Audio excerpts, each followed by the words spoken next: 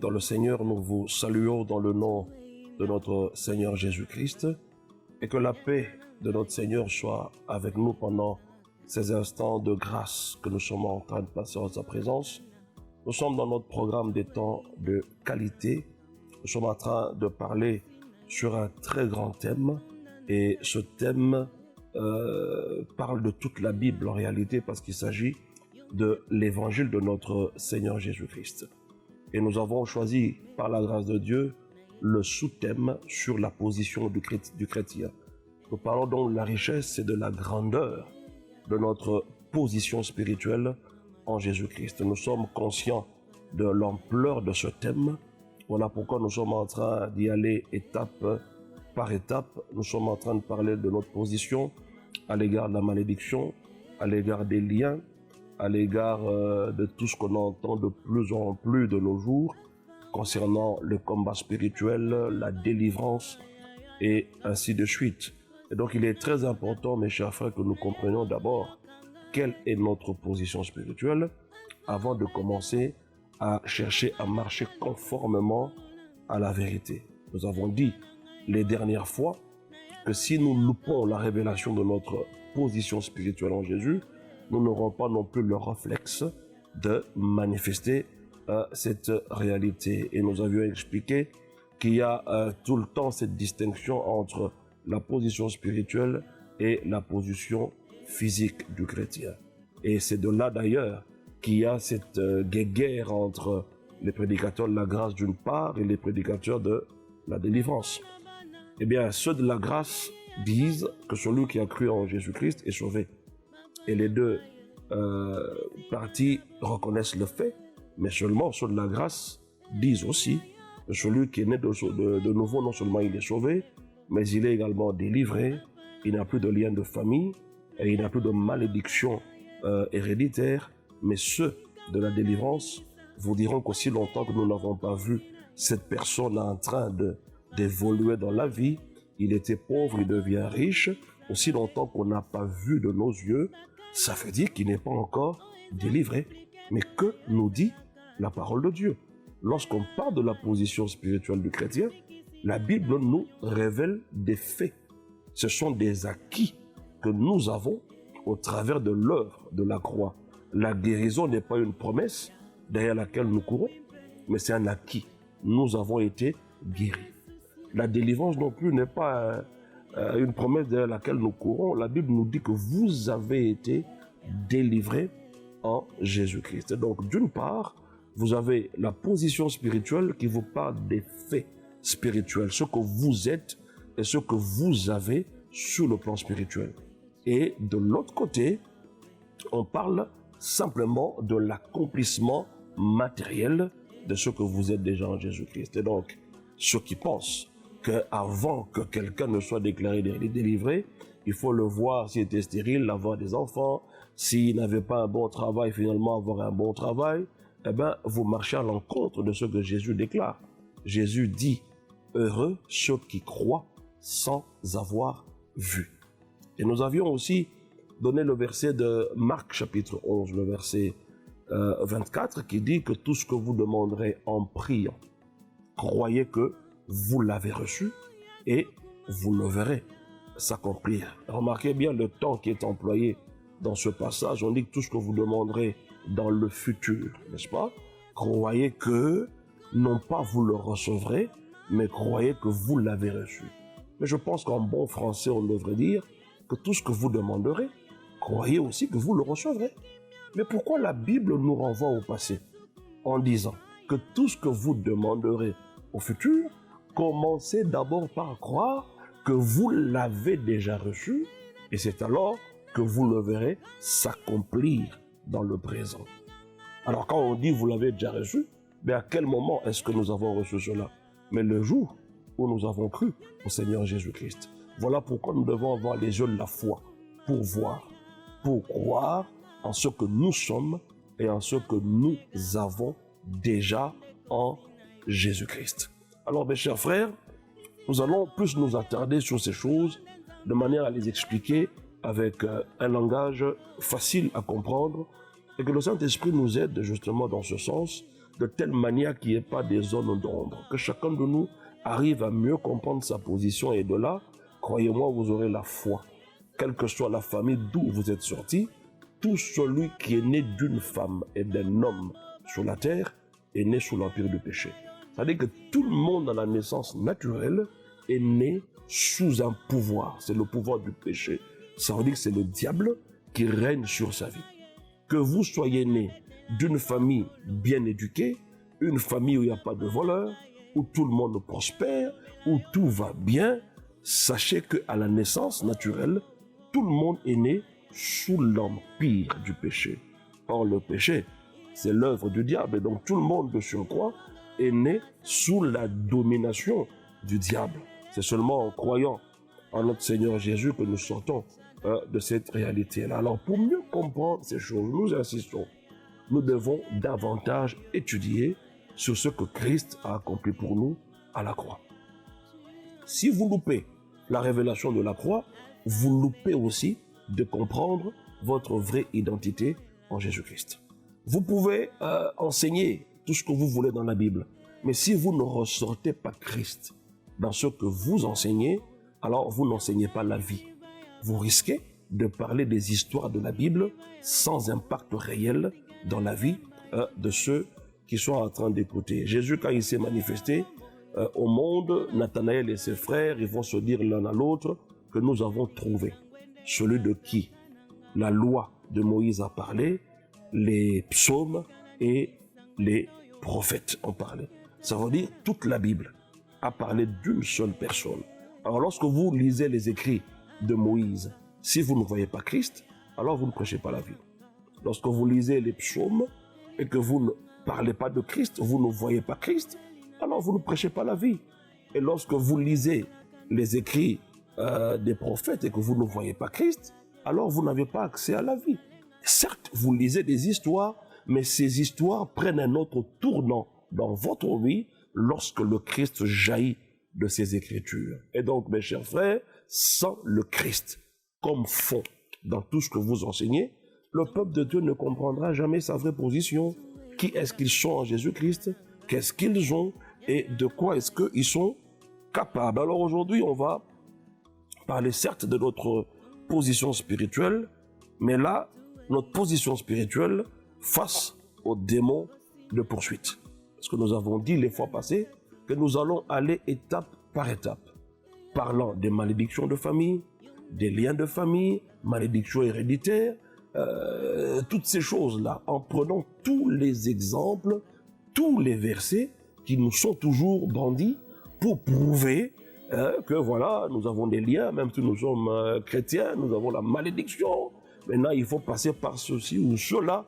Nous allons prendre tous ces versets et nous allons les étudier à la lumière de la rédemption. Et vous allez voir ce que ça va donner. Nous commençons déjà. Ça, c'est la fois passée. Hein, nous avons, si vous vous rappelez bien, nous avions parlé des liens où nous avons démontré qu'il n'y a pas de liens au pluriel, mais il n'y a que le lien. C'est-à-dire, lorsque nous naissons naturellement de nos parents, nous sommes reliés à Adam déchu. Et de là, mes chers frères, que nous avons tous les problèmes que nous rencontrons dans la vie parce que nous sommes reliés à notre nature adamique, l'homme du péché. Ok? C'est un lien. Ce ne sont pas des liens au pluriel.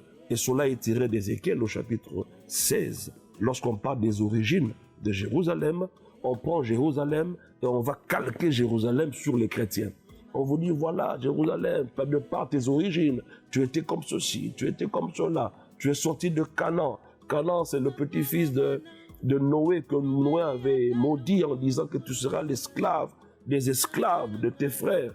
Et on va calquer cette vie de Jérusalem sur la vie des chrétiens. Non, il n'y a pas de correspondance entre nous, chrétiens, et les origines de Jérusalem.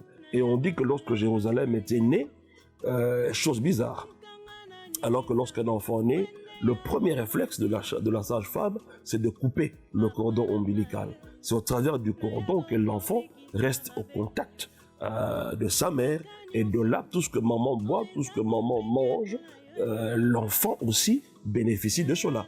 ce que maman va fumer en termes de tabac ou de drogue, l'enfant va en pâtir également. Si la maman s'empoisonne, l'enfant aussi sera empoisonné. Mais à la naissance de Jérusalem, on n'a pas coupé le lien. Et de là, qu'est-ce qu'on dit? Malgré que vous avez cru en Jésus, vous avez encore les liens. Remarquez, écoutez, lisez attentivement ce texte. On ne parle pas d'un chrétien dans ce texte.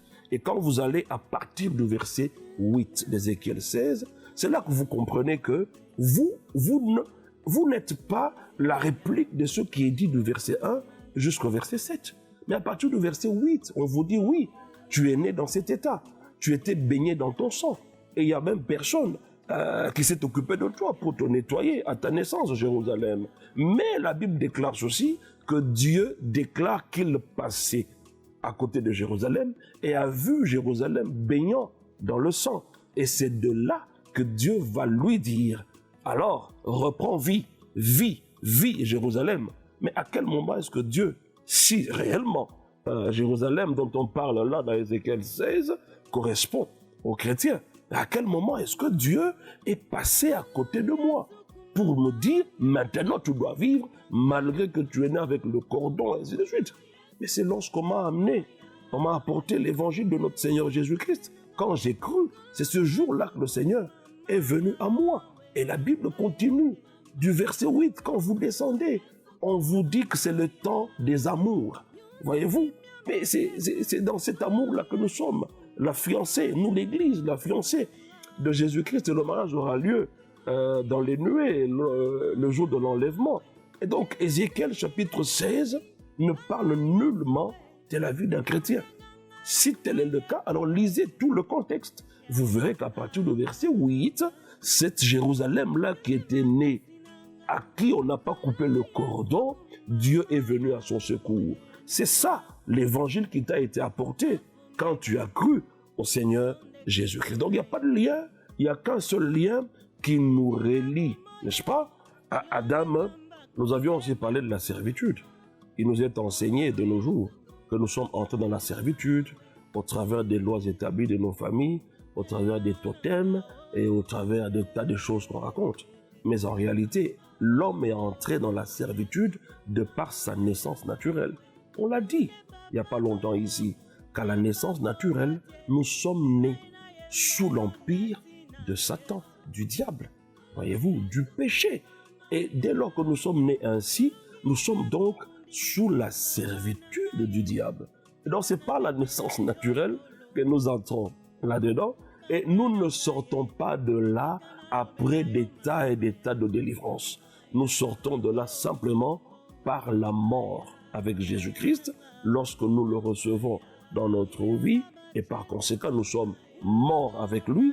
Qui est mort avec lui? C'est le vieil homme, l'homme du péché, celui qui était né sous l'empire du péché. C'est cet homme-là qui est mort avec Christ à la croix. On l'a enterré avec Christ et cet homme-là ressuscité, ce n'est pas le même homme du péché ressuscité qui est amélioré. Non, l'homme du péché est resté là-bas englouti dans la mort. Ce que je suis en Christ après la résurrection, c'est la nouvelle création qui n'a rien à voir avec le vieil homme. Alors aujourd'hui particulièrement, on va voir cet élément sur les démons de poursuite. Parce qu'on parle souvent de ce thème en rapport avec Israël. Lorsqu'ils sont sortis d'Égypte, avant même qu'ils ne sortent. Lorsque Moïse dit, voilà, l'Éternel m'a envoyé, Pharaon laisse partir le peuple de l'Éternel, ils vont célébrer Dieu dans le désert, et Pharaon va lui dire, non, non, c'est qui l'Éternel? Et puis après insistance, à un moment, il dira, ok, les hommes sortez, allez-y, les femmes et vos biens vont rester. Qu'est-ce que les gens disent par là? Ils disent, voilà, voilà, vous pouvez avoir cru au Seigneur Jésus-Christ, mais vos biens sont restés encore dans le monde des ténèbres. Écoutez, ce n'est pas le monde des ténèbres qui est le dépositaire de tout ce que je suis en droit de recevoir de la part du Seigneur. Donc c'est une grosse erreur. On va voir les versets. Mais parlons d'abord de la poursuite, les démons des poursuites. Quand ils sont sortis, qu'est-ce qui se passe? Israël sera poursuivi par Pharaon. Eh bien, on a interprété que l'armée de Pharaon qui les poursuivait, c'était des démons. Ok, on vous le concède. Allons-y dans cette logique. Ce sont des démons. Mais ces démons-là ont fini où? Ils ont fini dans la mer Rouge. Ils sont tous morts dans la mer Rouge.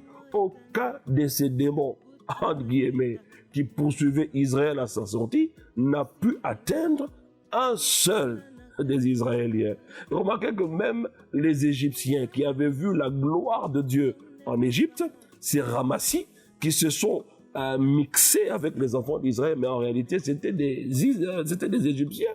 Même eux, des faux juifs qui étaient parmi ce peuple qui partait vers la terre promise, aucun d'eux n'a été touché.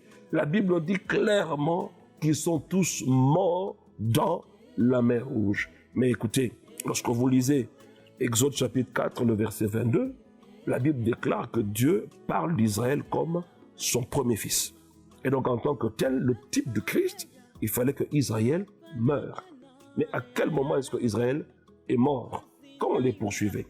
Remarquez bien ce que Dieu va dire lorsque vous êtes dans Exode chapitre 14. Vous commencez à partir du verset 13. Je voudrais prendre ma Bible et que nous lisions étape par étape ce que le Seigneur nous révèle dans ce passage.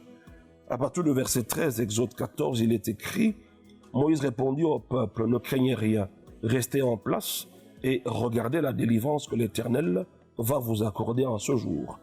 Car les Égyptiens que vous voyez aujourd'hui, vous ne les verrez plus jamais. On dit, regardez comment vous allez obtenir la délivrance, et ces Égyptiens que vous appelez les démons qui poursuivaient Israël, Moïse déclare ici que vous ne les verrez plus jamais. 14, on dit, l'Éternel combattra pour vous et vous gardez le silence. Vous savez, lorsque on enseigne ces choses de poursuite des démons, c'est comme si lorsque ces démons s'attaquent aux chrétiens, le Saint-Esprit est en train de dormir, les anges commis à notre sécurité, à notre protection, sont aussi en train de dormir. Et donc le diable se permet de faire tout ce qu'il veut, il te prend, il te détruit, il te dépouille. Non, c'est pas le cas.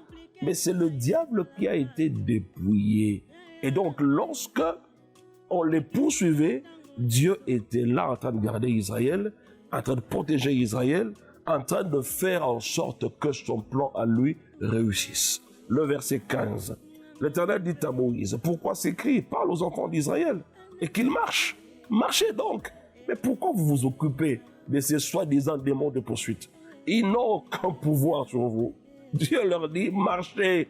Vous avez une destinée beaucoup plus grande que de vous occuper de ces soi-disant démons de poursuite qui sont derrière vous. Le verset 16 dit, toi lève ta verge, étends ta main sur la mer et fends-la. Et les enfants d'Israël entreront au milieu de la mer à sec. Et moi je vais endurcir le cœur des Égyptiens pour qu'ils y entrent après eux. Et Pharaon et toute son armée, ses chars, ses cavaliers, feront éclater ma gloire. Remarquez bien que Moïse va étendre sa verge et la mer va se séparer en deux parties. Qu'est-ce qui va se passer?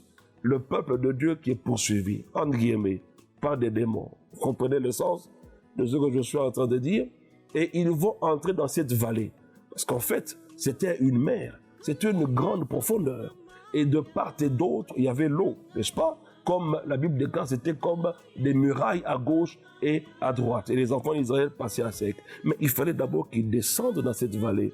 Et au fur et à mesure qu'ils descendaient, je peux vous dire qu'il faisait de plus en plus sombre. C'est ça l'ombre de la mort. Et la Bible déclare que Israël a été baptisé en Moïse. Or, le sens du baptême, c'est celui de la mort avec Jésus et ressuscité avec lui. Et donc ce qui s'est passé là, le premier-né, Israël, était mort. C'est ça l'image qu'on nous montre ici. Si réellement on les avait poursuivis, eh bien, les gens que vous poursuivez sont morts. Vous allez encore poursuivre qui? Et donc vous ne pouviez que arrêter votre course. Vous les démons de poursuite, ils sont morts. Et lorsqu'ils ont commencé à remonter, c'était comme leur résurrection. Ils sont morts avec Christ et ils ont ressuscité avec lui. C'était l'ombre des choses à venir. Et une fois que cela a été fait, mes chers frères, si vous suivez bien la lecture ici, vous verrez qu'il y avait un ange qui gardait le peuple de Dieu. Et cet ange-là qui était devant eux va passer derrière eux. Il va provoquer une grande nuée. Et cette nuée-là, du côté des Égyptiens, c'était l'obscurité.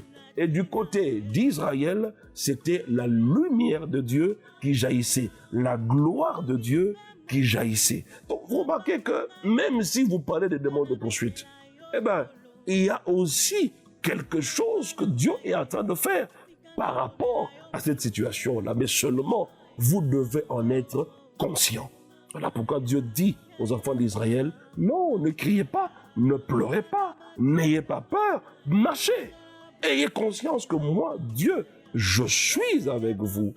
Et donc, le peuple de l'Égypte et leur pharaon et toute l'armée, ils vont se retrouver dans la mer Rouge et tous vont mourir. Donc Israël devait entrer et descendre au milieu de la vallée qui vient d'être formée lorsque la mer a été séparée en deux. C'est ça l'ombre des choses à venir concernant le baptême. Nous sommes morts avec Christ et nous sommes ressuscités avec lui. Le fond de la mer, c'était l'ensevelissement, c'était la mort, parce qu'Israël, Israël, oui, effectivement, était le premier-né de Dieu.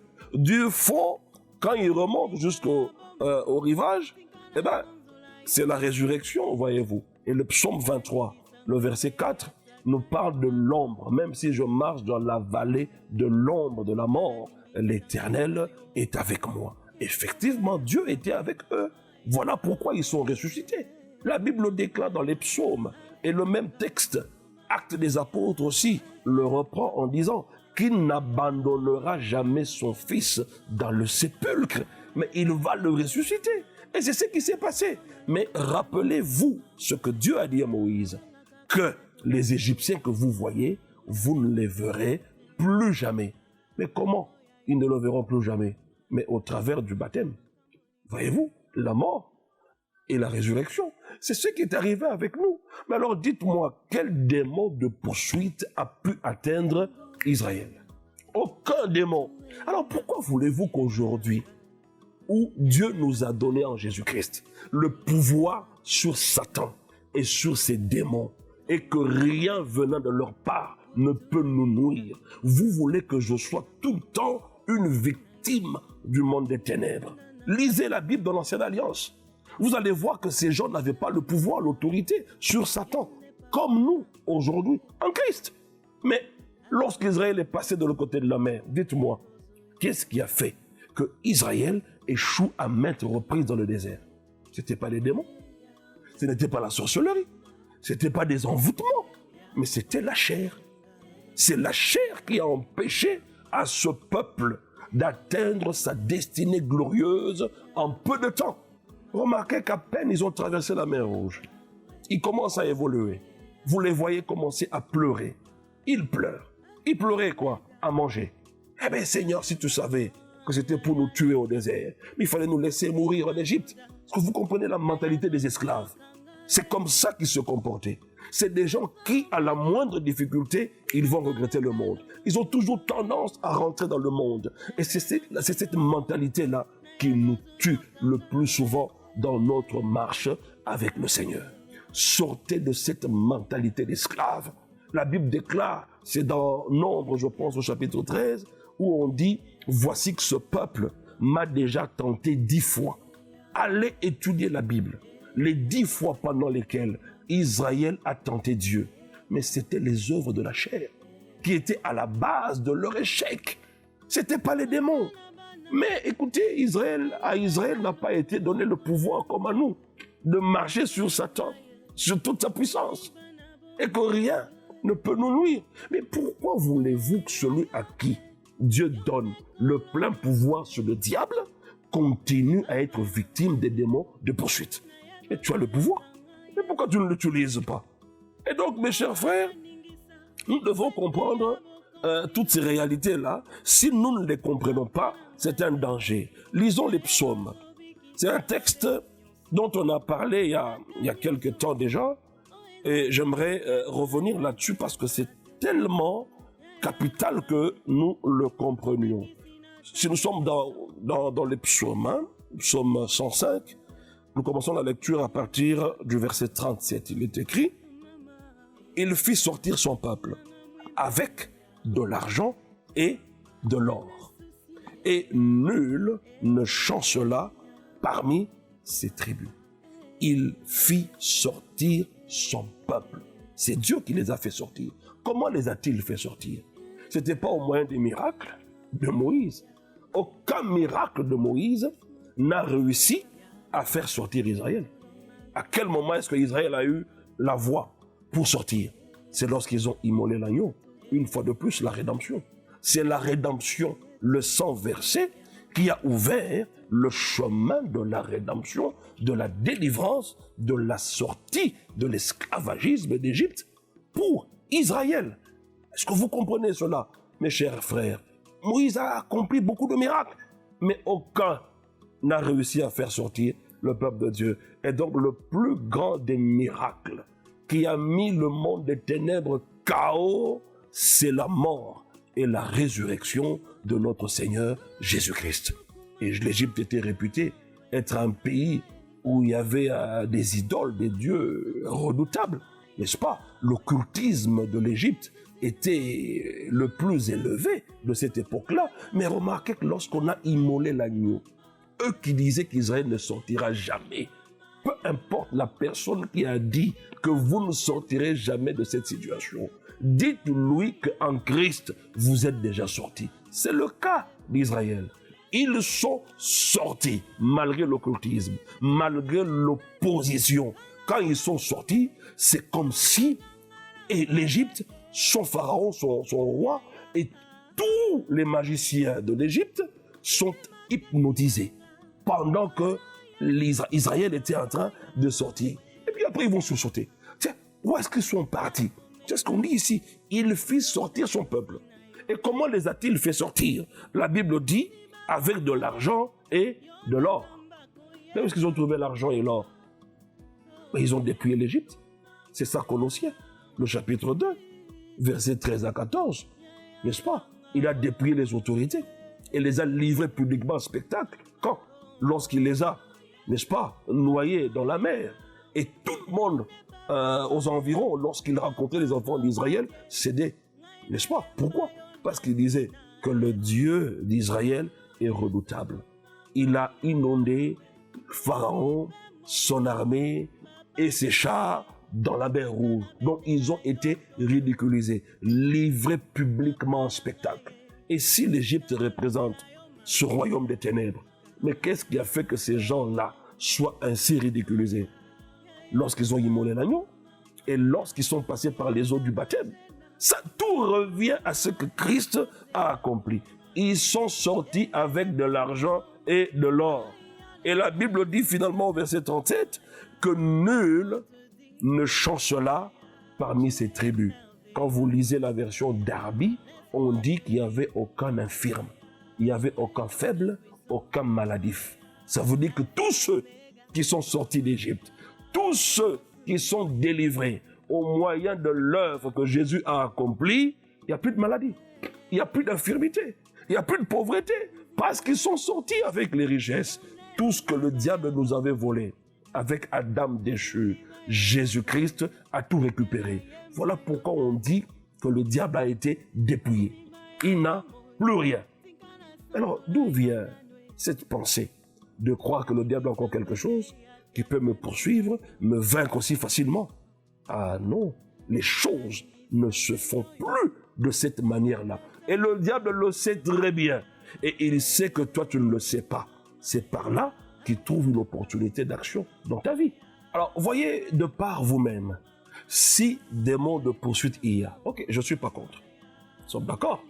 On a vu l'exemple. D'où est-ce que cet enseignement de démons de poursuite est tiré? Et ils sont finis où, ces démons de poursuite? À la mer Rouge.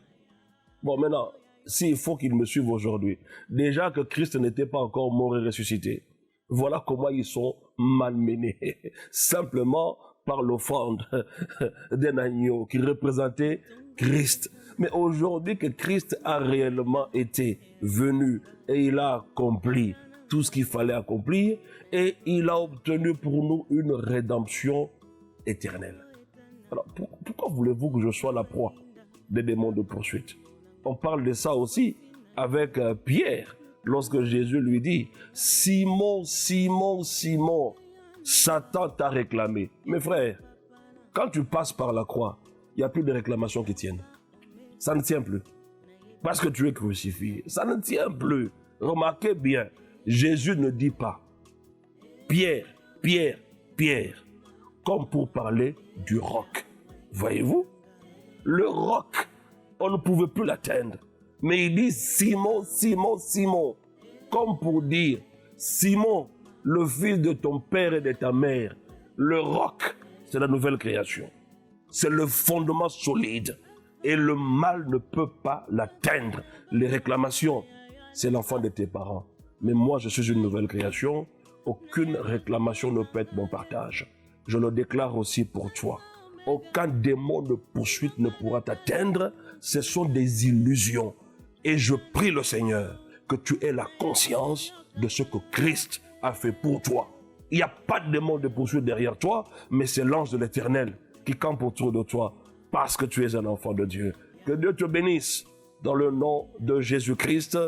Ainsi nous avons proclamé avec assurance. Nous disons Amen.